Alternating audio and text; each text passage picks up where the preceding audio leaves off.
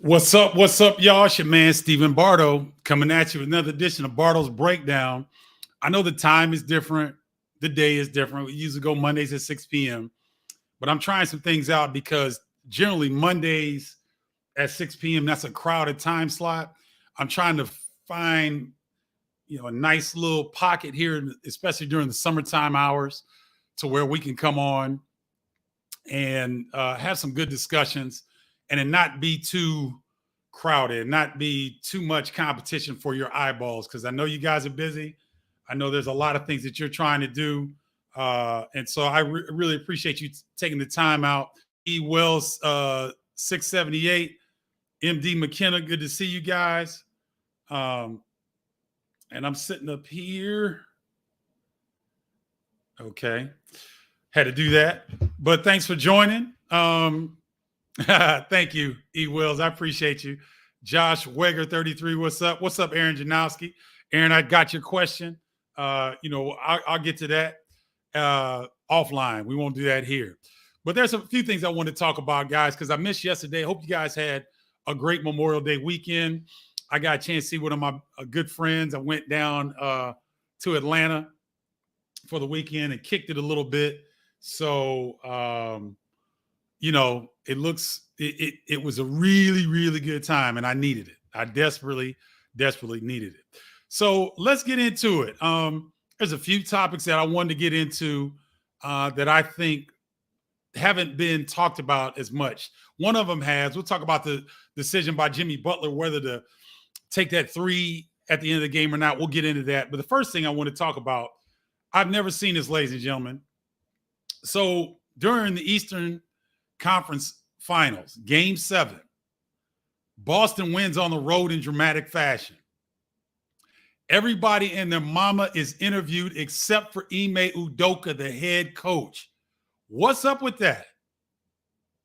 What's up with that? I'm gonna give you guys the link here on Facebook, Facebook and YouTube. I'm gonna give you the link so that you can jump in if you'd like and share with me your feelings, because I was a little taken back. I was very surprised that Ime Udoka was not. I'm trying to put, there we go. I just put the link up. And you guys on IG, if you want to join me, you can push the button as well, John Keaton. But ladies and gentlemen, I know Ime Udoka, a little bit. I know one of his family members really well. And I know Ime is not a guy who's going to shine the light on himself. But I don't know. It's just interesting to me that Lisa Salters is an industry veteran. And when have you guys ever seen a game of that magnitude where the head coach wasn't interviewed? Even I believe when Marcus Smart was being interviewed, Marcus Smart didn't win MVP, right? Jason Tatum won MVP of the Eastern Conference Finals. So they had Cornbread Maxwell, who was acted like a complete and utter fool when he was up there representing the Boston Celtics, just a nut, but he got airtime. Then they interviewed Jason Tatum, who ended up becoming the MVP of the conference playoffs. Then they interviewed Jaylen Brown. Then they interviewed Marcus Smart, who didn't even play in all the games. But somehow they could not find Ime Udoka, even when all that was going on, ladies and gentlemen. They showed a picture of Ime Udoka. They showed him. It wasn't like he went to the locker room and hid. They showed him. He was on the floor. It wasn't like he was hiding. But am I wrong in being a little concerned about that? Let's see. Aaron Janowski says that makes zero sense to me. How do you not interview the coach? Have we gone a step further in this era of acknowledging players are becoming more and more important than the coach? That's a good question, Aaron. Kenny McReynolds, what's good, brother? Good to see you. I think I don't know. I know that Ime, Aaron, is a guy who doesn't seek the limelight. He likes to stay behind the scenes. He likes to be, really composed, close to the cuff. Doesn't really want to give you a lot. Gives you enough, but no, Michael Payne. Could he have turned down the request to be interviewed? No, because those networks pay big money to have access. And everybody knows that when you win an Eastern Conference Finals, that the coach is one of the main people to be interviewed. So no, even if the coach wants to get out of it, because Ime's mentor, Greg Popovich, believe me, he would have gotten out of a ton of interviews if he could, but they get fined severely for that. So no, they cannot they cannot be excused from that interview. That's a good question, Michael. For those of you that are on Facebook, LinkedIn, and YouTube, hit the link. I'll pull you up. You can join me on the conversation. We're going to start doing this a little bit more. I'm going to start bringing you guys in on the conversation, bring you up on screen, because I want, especially like Michael Payne, Aaron Janowski, people who are tribe members, I want to give you some love and give you an opportunity to express yourself. Drew 7 Ski, good to see you, partner. Thanks for coming on. So I don't know. I was sitting there with my boy watching the game, me and Don, and I sit there and both of us look at each other because we're watching all the interviews. Jason, Cornbread Maxwell, Jason Tatum, Jaylen Brown, Marcus Smart, and no Ime Udoka. I don't understand it. I really don't. Thank you, Carrie D. Love you, babe. I don't understand that. So, and Lisa knows better than that. You know what I'm saying? Thank you, Let's Toast Media. Appreciate that. Lisa understands that. You've got to get the head coach. Even as you're interviewing and you're waiting, because there's a period of time where it's not as smooth live. I'm not saying Lisa's job was easy, but she knows, she's a veteran. Even when you're switching players, sometimes you have to, once the interview's done, you have to pull back, you have to talk and look around and say, and you guys have seen this, post-game interviews. Hey, Ime, Coach Udoka, come on over here. And they get called out on national television. They got to come. But Lisa Salters didn't turn around one time. And I don't know, and I know it's Game 7, a lot going on. I've done sideline reporting live during games. It's not easy, ladies and gentlemen. It's definitely not easy. So I'm not saying that. Oh, that's my man Brady. What's up, Brady? Good to see you, man. I'm not saying that is easy. But I was very, very surprised because all throughout the playoffs, I think Ime Udoka is getting the short end of the stick. He has not been given as much love as his counterparts that have progressed through the playoffs, right? Steve Kerr gets all this love, as he should. Great coach, activist. He needs to get the attention, but so does Ime Udoka. Lindsay, what's up, Lindsay? See, that's what I'm saying. Lindsay is sitting there like, what is going on here?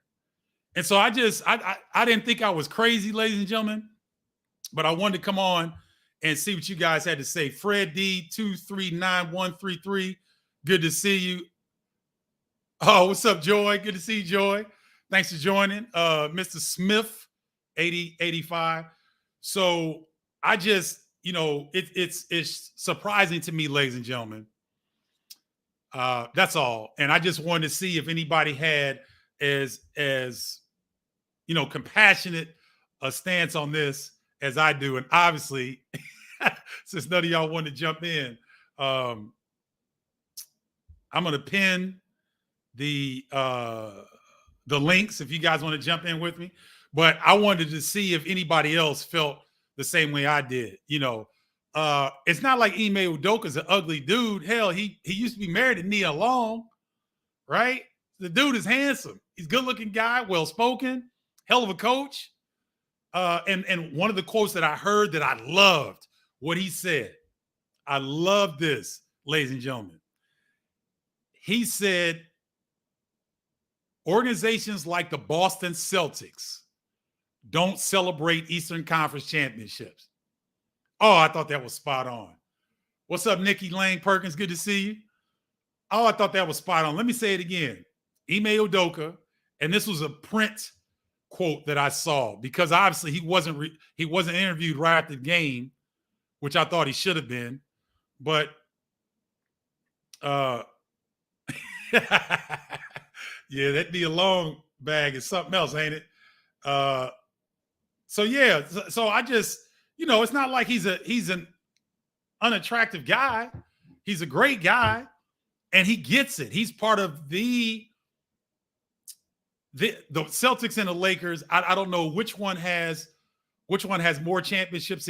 I think it's still the Celtics, but the Celtics are the most successful franchise in the NBA, and he has a presence of mind to say we're happy to move on, but we don't celebrate Eastern Conference championships. We celebrate NBA titles. I thought that was gangster. So salute to Ime Udoka for getting his team into the NBA Finals and doing it with a ton of class. And even though he got dissed on national television, he still handles it, and nothing changes with Ime. He's like this all the time. Whether the Celtics are up 13 and they're losing a lead late in the game, which they did on a number of occasions, or when they're down 15 and they're coming back, Ime Udoka, he does not change. He doesn't change. B. Houston 34, what's up, man? Did you see Coach Udoka's face when he wasn't interviewed? That's what I was talking about. And I'm thinking to myself, like, dang, Lisa Saunders, ladies and gentlemen, there's always some backstories. We as fans of the game, and I'm a little bit more on the inside because I call NBA games. I was a former NBA player. I've got relationships all throughout the league. There's always some backstory that sometimes we're not accustomed to or we're not privy to. I don't think that there's anything personal going on between Lisa and Ime in terms of there's nothing personal, but it just would indicate something was off because, again, Lisa Salters is a pro. She's one of the best at her job. And for her to have that huge of a mistake was very, very surprising. I didn't even go on Twitter to find out because I was so mad. I didn't want to see what Twitter had to say. So yeah, that is what it is. And, obviously I was a little bit more hot about it than everybody else was. Let me see. He could have just gotten overlooked. It happens sometimes. No, it doesn't, Facebook user. When have you ever seen in that scenario a head coach not be interviewed at the end of game 7 on the road? The Celtics won 3 games in Miami. I believe that's an NBA record. In a 7-game series of that magnitude, when you get to the NBA Final Four and you win 7 games and you win the 7th game on the opposing team's floor, and that's the 3rd time you won on the road in a series. What's up, Tina Strong? Right? That's not a mistake that happens. It doesn't happen sometimes, Facebook user. I'm sorry. I totally disagree with you on this. Or maybe they were pulling for Miami and Coach Spoelstra to win.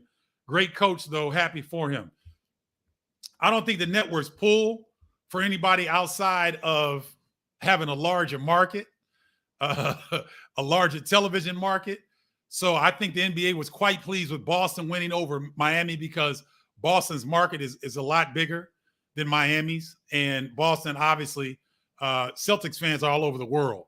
So I know ESPN was pleased and TNT were pleased with the fact that the Boston Celtics, from a market standpoint. So no, I'm not going with that. I'm not letting Lisa Salters or ESPN off the hook for that. That's a blatant omission that Ime Udoka was not interviewed post game. Can we also talk about this is his first year as head coach? Nikki, I could go a whole show on how I think Ime Udoka has been dissed by the media all season. All season. You guys remember, if 40 game mark, 42 games in, the Celtics were 2 games under 500, and they were trying to fire this cat. He had a players only meeting. They figured out what they were going to hang their hat on, which is the defensive end, and they became the best defensive team in the NBA in the second half of the season. Do you guys know how hard that is? Do you know how hard it is to get multi-millionaires to commit to the hardest thing to do on the floor? The hardest thing to do, ladies and gentlemen, in basketball is to play defense. Offense is creativity, is reaction, is going to what you're strong at. Defense is desire and effort.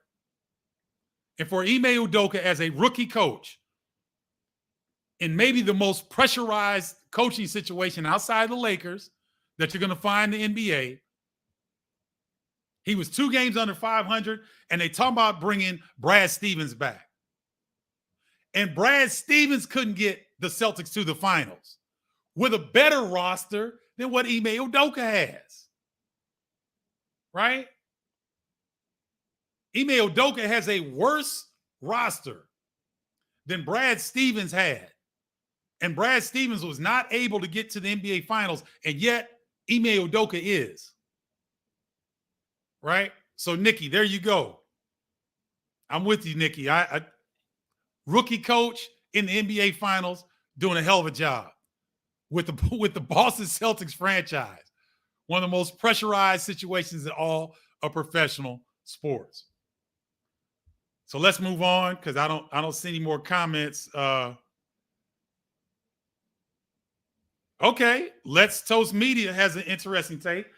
Is it because Boston as a city has been white dominant place and now they have a black head coach? Bird, Kevin, McHale, Brady, Gronk, Doc, and Paul is not in their top category. Okay, that there could be something there, Let's Toast Media. But see, here's the thing. I simply think that ESPN and Lisa Salters made a mistake, and a huge mistake, to the point where when they left Lisa and went back either to Mike Breen or something, you extend the time, you extend the window, and you go back and get Ime Udoka. Because I could think of 10 questions off the top of my head that I wanted answered from Coach Udoka in that moment that I didn't get a chance to hear.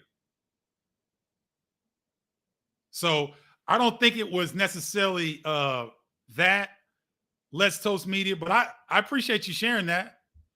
I do. Okay, let me see. Double A Mays, was that ESPN's fault for the oversight for not interviewing Udoka? What happens, in my opinion, this is what I understand it in the business. If you go in a game like that and you don't get a head coaching interview, you get creamed. You might get yelled at. Seriously. You might get yelled at from the coordinating producer. Because that's a money shot. Let me ask you, Double A Mays, and everybody that's watching, and thank you guys so much. I really appreciate your time and you sharing your thoughts with me on Bardo's breakdown. It's unexcusable. Think of all the NFL playoff games, the AFC and NFC championship games, the Major League Baseball playoffs, hockey playoffs, NBA playoffs. I don't care how old you are. Go back in your memory right now. With a game of that magnitude to advance to a finals, I have never, I'm 54 years old. I've watched sports since I was 5 or 6 years old. I have never not seen a coach interviewed in that situation. If Lindsey Huddleston noticed it, and my boy Don Darden, who I was sitting next to while we were watching the game, noticed it, we looked at each other. That was the first thing we said. Where's Ime Udoka? So, yes, it falls back on ESPN. That is their fault because Lisa Salters is hired by ESPN. ESPN is covering the game. So that's ESPN. That's a big mistake, ladies and gentlemen. Huge mistake. Because I'm going to throw something out there, and it might be controversial. I don't care. If that was it, think about this. If that was Greg Popovich or Steve Kerr, you don't think we'll get an interview from Steve Kerr after they win Game 7 of the Western Conference Finals? Wasn't he interviewed? Wasn't Steve Kerr interviewed after the game? After they beat Dallas? Yes, he was. Wasn't Greg Popovich every time he got to the NBA Finals interviewed after that game? Whether they swept an opponent, whether it went 5, 6, or 7 games, wasn't Greg Popovich interviewed? I've never, ever seen a game of that magnitude where the coach was not interviewed after the game. That's squarely on ESPN. Thank you, Double A Mays. I appreciate you. Oh, okay. If you're on YouTube, hit the like button. Share this content with people that you think would enjoy it. I've got a thriving Bardo's Breakdown tribe here, ladies and gentlemen. I hope you guys are want to be a part of it because it's a bad group.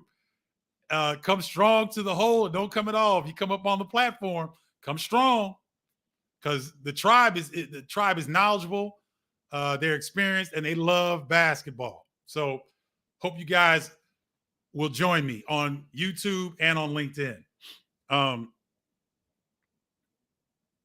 Okay, Carol Paquette, tribe member. Every head coach gets interviewed after a Game 7. To me, it stuck out like a sore thumb. I thought so too, Carol. Maybe I'm wrong, but let me see. Nikki's got a question. Is Udoka as bothered as we are? He seems mentally tough. Oh, Nikki, he's extremely tough. Elite interviews. Thanks for joining. Oh, Udoka's the thing was, B. Houston 34 brought it up. They showed Ime. They did like a 1 or 2 second shot of Ime right as Lisa Salters was finishing and throwing back. I believe it was to Mike Breen. And they showed Ime, and he had a look of kind of, I think he was more surprised than anything else. So I don't think it bothered him, but it's a middle note that guys take, that coaches take. It's like, okay, I'm gonna store this in the back of my mind because when ESPN wants something, I'm gonna remember this. That's how I see it. All right. Oh, what's up, Dale Terry? Good to see you. Thank you, man. I appreciate you. Appreciate you coming through YouTube as well, trying to build that up. Elite interviews, what's happening? So let's get to our next one. We're gonna retire Udoka, and then same game. This has been talked about all weekend. Was Jimmy Butler's 3 a good look at the end of the game? And I mean, people are livid about this. People really have strong opinions about this. I really want to hear what you guys have to say. So Jimmy Butler plays every minute of the last 2 games, Game 6 and Game 7 of the Eastern Conference Finals. Has a historic output, 47 in Game 6 to get to Game 7. And then in Game 7, he's balling. Doesn't quite have 47, but I believe at that point he had 33 or 35 points. So Miami gets a stop. There's 19 seconds left on the clock. Jimmy Butler gets a long outlet pass. He gets ahead of some of the defenders. So it's him and Al Horford. Al Horford is backing up, trying to prepare for Jimmy Butler coming at him.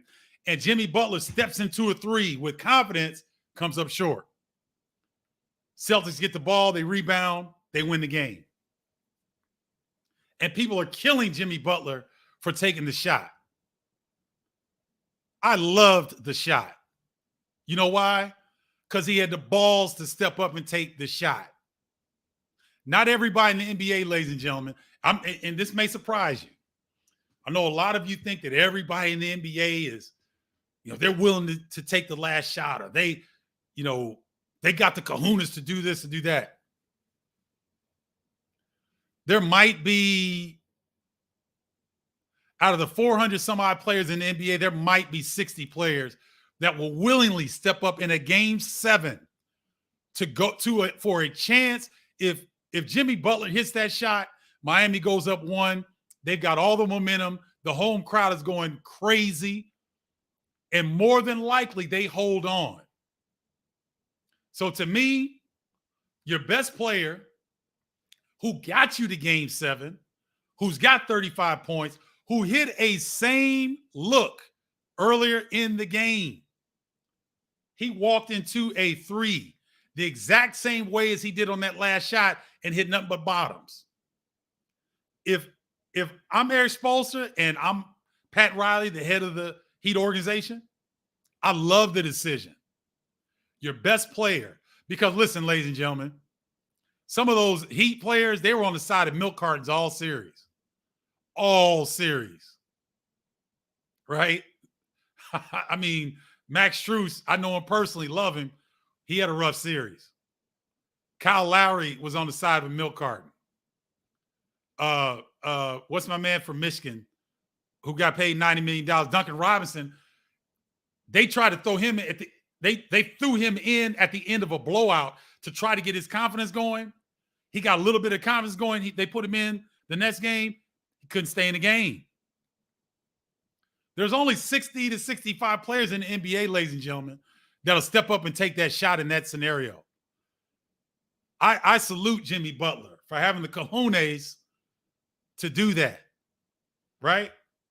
Let me see what you guys have to say about this. Ooh, I got a lot of comments on this one. Let's see. Oh, I think Dawn is referring to, yep, Celtics were down under 500 halfway through the season, and for them to make this comeback is amazing. Each team they played in the Eastern Conference Finals was the favorite. Yes. Except for the first round. Dawn, I know Milwaukee was favored. I know Miami was favored. So yes. Yep. Carol Pope-Paquette thinks it's a great shot for Jimmy Buckets. Why do you say that, Carol? You guys that are over here on YouTube, LinkedIn, and Facebook, go up and hit the starred comments. That's a link to get on the show. It'll say https://StreamYard. Hit that link if you want to come up. All right. What's Aaron Champion said? No, he's a slasher. Could have drove in the lane for a +1 possibly. Much better look. Glad he missed though. Okay, Aaron. Let me run you through this scenario. What's up, Antoine Walker? Good to see you. Antoine Walker, was that a good or bad shot by Jimmy Butler? I say it was a good shot. And here, Aaron Champion says no. Aaron, you say he's a slasher. Yes, Jimmy Butler is a slasher. But remember, ladies and gentlemen, this dude played every minute of Game 6 and every minute of Game 7. He's going for the kill shot, as B. Houston 34 so eloquently pointed out. He's going for the kill shot. He's exhausted. If he goes up against Al Horford, Aaron, Al Horford is a much better defender than he's given credit for. So there's no guarantee that Jimmy was ever going to be able to get around him and get to the bucket in the first place, because the defense is always retreating. There were two other Celtics in the frame that were guarding other players. If Jimmy goes right, that defender comes over and helps. If Jimmy goes left, the defender on the left side comes over and helps. The Boston Celtics were not going to allow Jimmy Butler to get all the way to the bucket without 2 or 3 people hanging on him. I'm just telling you. So I like the fact that he had the confidence to step up for the kill shot. He had hit a shot like that early in the game, and he probably knew in the back of his mind, if this game goes to overtime, I don't know that I'm going to have anything left. So I love the shot. Let me hear from some other people.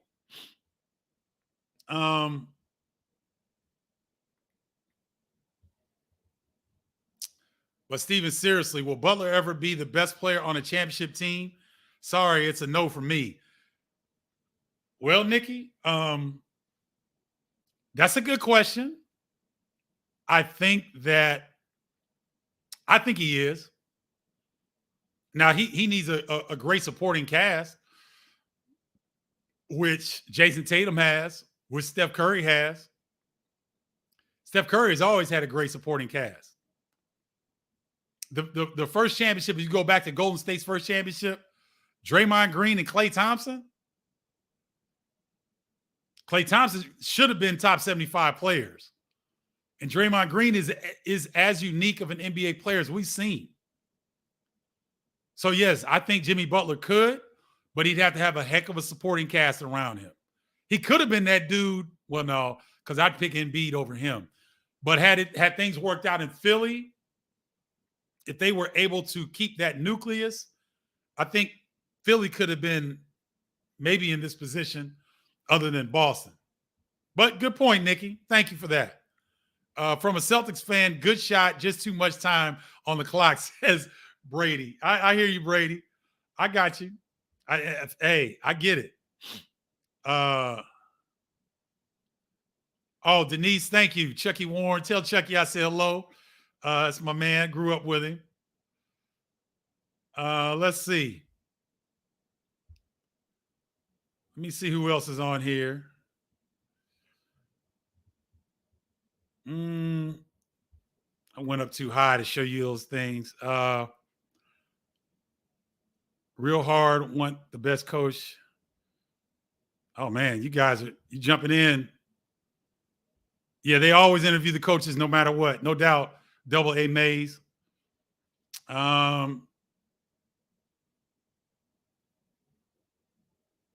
Okay. Ladies and gentlemen, I'm going through all these comments because I'm just trying to figure out the best one. I think a boss just joined us. I'm not gonna call her out, but she's a big boss. She's big baller shot caller over there. Good to see you. Okay, Carol said. So everybody's still talking about that. Let's see. Okay, Les Toast Media says yes, because it was live or die, but he had the mismatch to get two, but playing every minute, go for the kill, says Les Toast Media. That's all I'm saying, ladies and gentlemen. When you have expended as much energy as Jimmy Butler did at that point, he had hit a shot very similar. I believe it was from the same spot on the three-point line earlier in the game. So he'd seen one go in. He played 48 minutes of the game before. He's playing 48 minutes that game. He doesn't want it to go to overtime. He's going for the kill shot there at home. They were down 13 with 2.5 minutes left. They make a furious comeback. And so, you know what? If he hits it, oh, man, we're talking about him being the best player ever. And Miami goes to the finals, and Jimmy Butler's got the biggest cojones we've ever seen. That's the margin of error in sports, ladies and gentlemen. That much right there. Butler 3 was a great look. If that game went into overtime, the Heat would have been toast. I agree, because I don't think they had anything left. Double A Mays.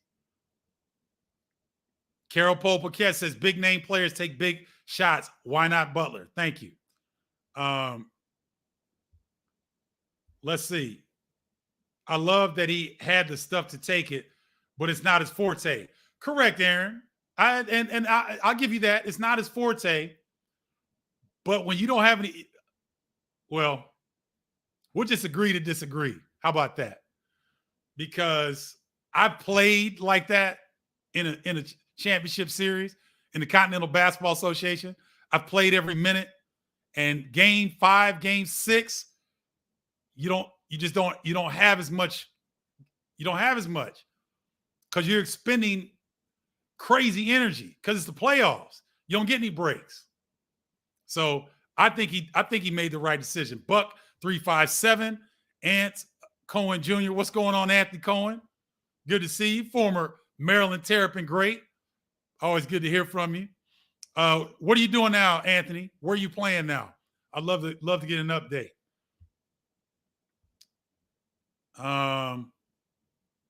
Okay. So we're kind of down the middle, it looks like. His legs were shot. Remember the bubble at the end. Talking about when Miami was in the bubble and Butler was playing his tail off and then he just ran out of gas. Probably same thing. So, all right, let's move on. With the hire of Darvin Ham to the Los Angeles Lakers, the NBA now has 15 head coaches that are black. 15. Let me say that again. 15 head coaches in the NBA. That's half, ladies and gentlemen, are black coaches. Baseball has 2 out of 30. Dusty Baker with the Astros and Dave Roberts with the Dodgers. The NFL has 1. Mike Tomlin with the Steelers. Remember, Brian Flores is suing the Miami Dolphins right now. And then also David Culler was relieved of his duties. So the NFL, remember guys, the NFL back in 2003 instituted the Rooney Rule. Consider this. The Rooney Rule. Oh, that's okay. I'm sorry. There's 2 coaches. Thank you, Nikki. Tampa Bay has 1 as well. Oh, man, this must be my groceries. Y'all. Hello?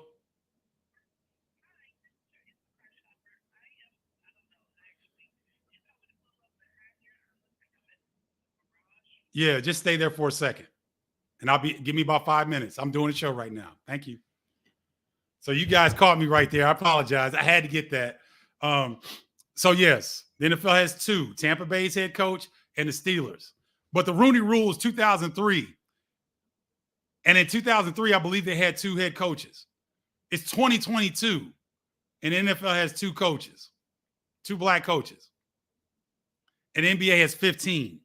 Let me read them off to you. Nate McMillan of the Hawks, Jason Kidd of the Dallas Mavericks, Monty Williams of the Phoenix Suns, Doc Rivers of the Sixers, Chauncey Billups of the Trailblazers, Dwayne Casey of the Pistons, Mike Brown, newly hired with the Sacramento Kings, Steven Silas with the Rockets, Jamal Mosley with the Magic, Tyronn Lue with the Clippers, the aforementioned Darvin Ham with the Lakers, JB Bickerstaff with the Cleveland Cavaliers, who I think should have been the NBA head coach of the year, Ime Udoka, Boston Celtics, Wes Unseld Jr. of the Washington Wizards, where his dad was a legend, and Willie Green with the Pelicans.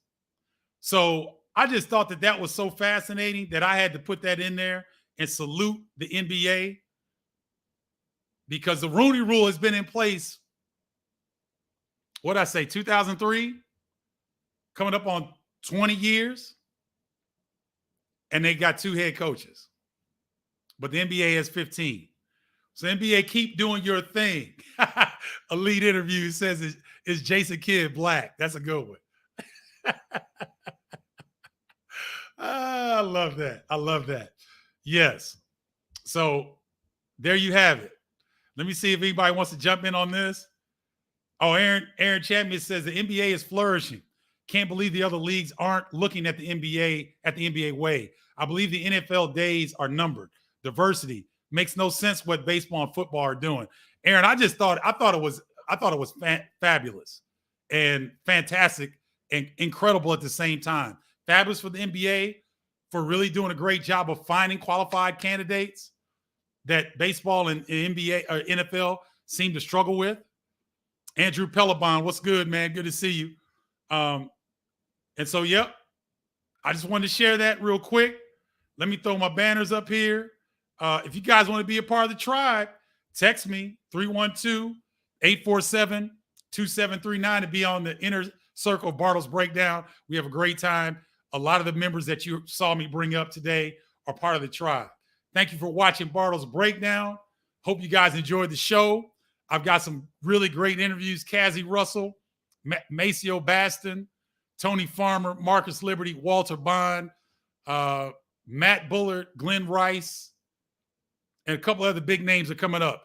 So always check back in on Bardo's Breakdown to get the latest. Thank you so much for your time. I hope you guys had a great holiday weekend. Enjoy the rest of your week. Talk to you guys soon. Peace, y'all.